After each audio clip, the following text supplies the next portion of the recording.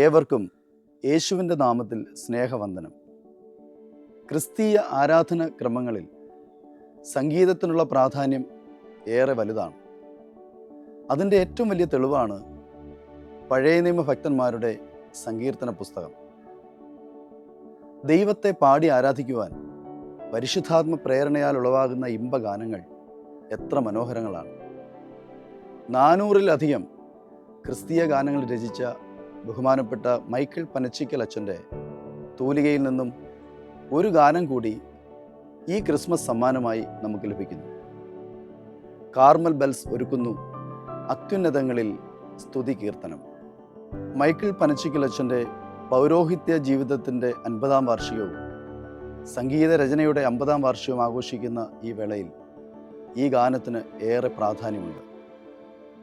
ഈ ഗാനത്തിൻ്റെ സംഗീത സംവിധാനം നിർവഹിച്ചിരിക്കുന്നതും ആലപിച്ചിരിക്കുന്നതും അനുഗ്രഹീത ഗായകനായ ശ്രീ ജോസി ജോയിയാണ്.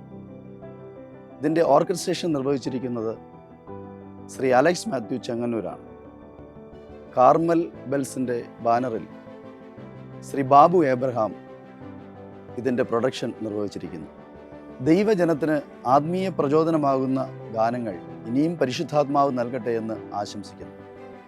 ഈ ക്രിസ്മസ് കൂടുതൽ അനുഭവമാകുവാനും അനുഗ്രഹപ്രദമാകുവാനും ഈ ഗാനം മറ്റുള്ളവരിലേക്ക് പകർന്നു നൽകുമല്ലോ.